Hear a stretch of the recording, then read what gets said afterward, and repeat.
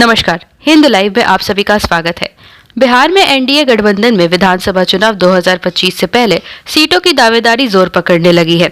ऐसे में गठबंधन की दूसरी बड़ी पार्टी जनता दल यूनाइटेड के प्रदेश अध्यक्ष उमेश सिंह कुशवाहा ने यह दावा कर दिया है कि 2025 के विधानसभा चुनाव में जेडीयू और बीजेपी बराबर की सीट पर लड़ेगी। हालांकि उमेश कुशवाहा ने यह कहा है कि सीट बंटवारा गठबंधन की अंदरूनी बात है, जिसे पार्टियां बैठकर आपस में कर लेंगी।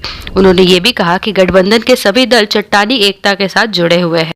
उन्होंने राजनीति में जेडीयू और बीजेपी के बीच बड़े भाई और छोटे भाई के रिश्ते में बदलाव के सवाल पर बताया कि उनकी पार्टी कभी छोटी नहीं रही। उन्होंने ये भी सफाई दी कि 2019 के चुनाव में जेडीयू और बीजेपी 17-17 सीटों पर लड़ी थी, लेकिन जेडीयू किशनगंज हार गई थी। वहीं 2024 के चुनाव में जीतन राम मांझी आ गए, उपेंद्र कुशवाहा आ गए तो एक सीट कम लड़े। उन्होंने सीट को लेकर सहयोगी दलों के नेताओं के दावे पर कहा कि दावा का क्या है, आपस में तालमेल से सीट बंटवारा कर लेंगे और इतना जरूर है कि एनडीए का प्रदर्शन बेहतर होगा। उन्होंने ये भी याद दिलाया कि जेडीयू के नेता नीतीश कुमार ने कहा है कि 2025 में 2025 सीट पार होंगे।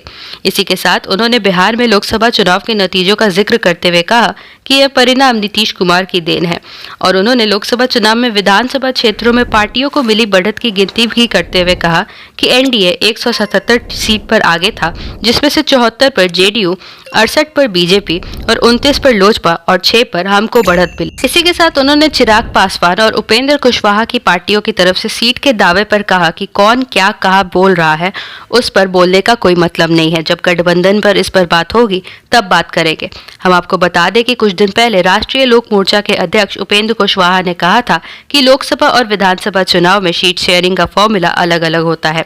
लोकसभा चुनाव के फॉर्मूले से नुकसान हुआ, इसलिए इसमें आगे सुधार होगा।